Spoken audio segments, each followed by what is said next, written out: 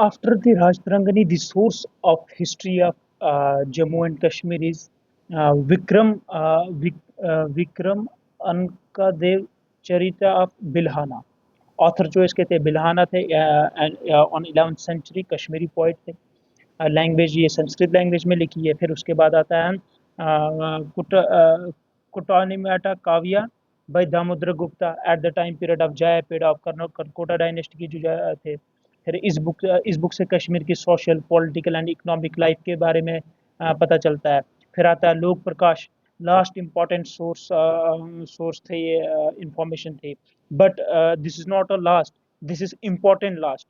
ये लिखी बहुत सारे मतलब बहुत सारे बंदों ने लिखी थी ये, written by number of persons.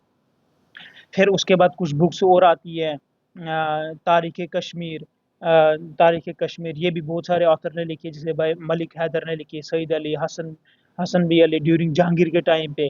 फिर नारायण कोल अजीज़। फिर आती है तवारीख़ कश्मीर, पर्शियन में और उर्दू में लिखी है ये भाई मौलवी गुलाम हसन।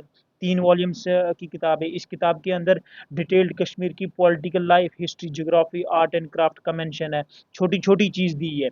यहाँ तक कि इस किताब के अंदर 1875 से लेकर 1876 में ये 1875 से लेकर 76 में एक फेमाइन आई थी कश्मीर में, उसका भी मेंशन है।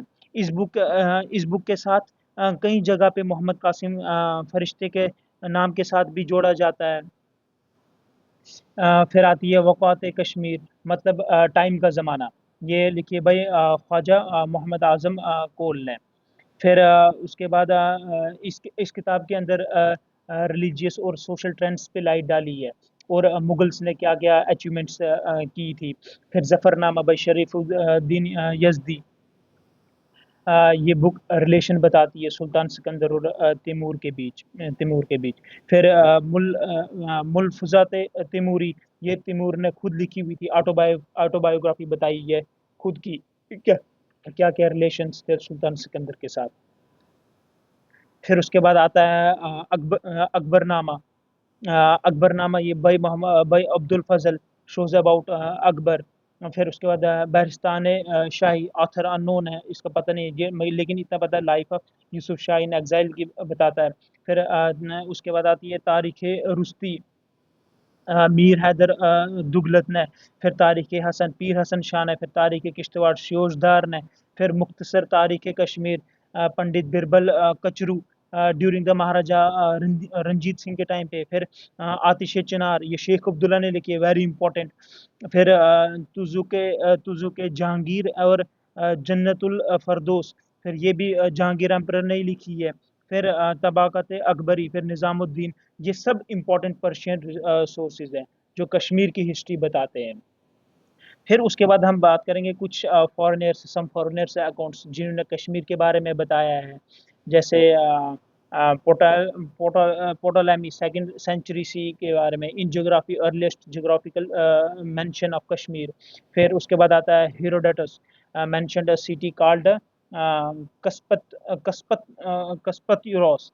फिर linked with Kashmir by some historians, इन्होंने इस सिटी के बारे में बताया था, तो इसका फीचर्स कश्मीर से जुड़ते हुए हैं।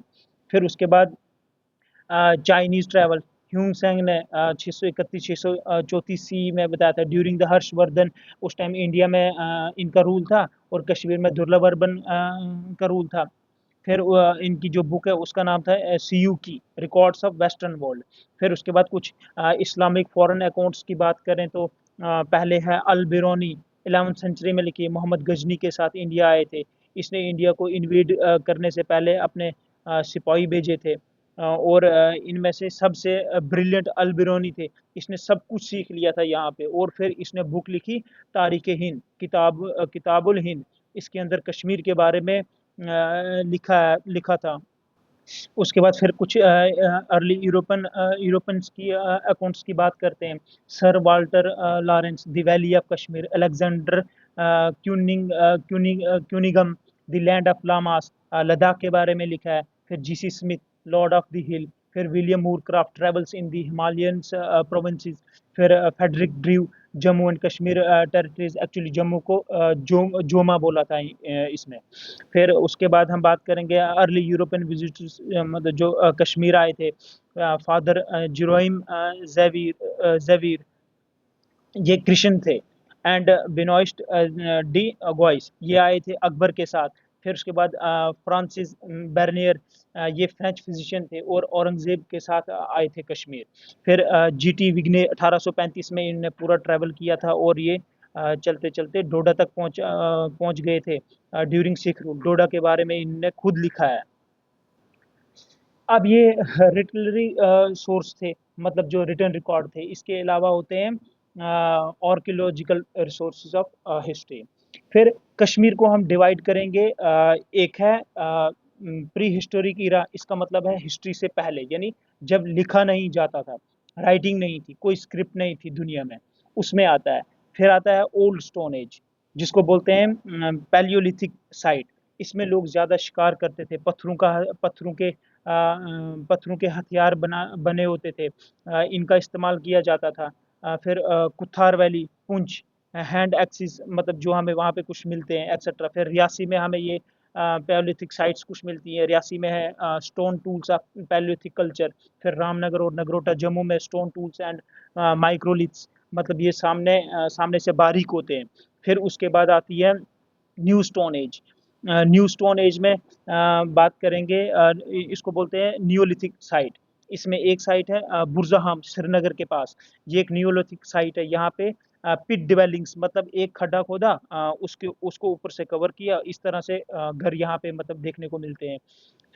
फिर बोन बोन बोन के टूल्स, स्टोन के टूल्स, इवन इवन के यहाँ पर अर्ली एग्रीकल्चर की शुरुआत हुई थी और हंटिंग प्रैक्टिस यहाँ से देखने को मिलती है। फिर टाइम आगे बढ़ता गया, इसी में आती है गुफक्रॉल, जो त्राल पुलवामा में है, मतलब केव of Potter. Cave of Potter मतलब यहाँ पे हमें हैंडमेड पॉटर बर्तन बनने को मिलते हैं। एडवांस हो रहे थे। शीप एंड गोट को डोमेस्टिक करना शुरू कर दिया था। फिर इसी तरह से एक इम्पॉर्टेंट साइड आती है समथान अनंतनाग में। ये मल्टी पीरियड साइट है। यहाँ नियोलिथिक से लेकर कुषाण पीरियड तक इंफॉर्मेशन देती है। अब आएगी आगे आयरन एज कल्चर, मतलब मेगालिथिक साइट। यहाँ पर आयरन का इस्तेमाल होने लगा, पहले पत्थरों का इस्तेमाल हो रहा था। फिर गुफराल में मेगालिथिक ब्यूरल्स देखने को मिलते हैं। फिर सोमबुर पुलवामा में और बुरजाम में मेगालिथिक कल्चर के ट्रेस देखने को मिलते हैं। तो ये कुछ सोर्सेज वगैरह थे। अब हम इसके आगे पढ़ेंगे फिर history of ancient history of Kashmir.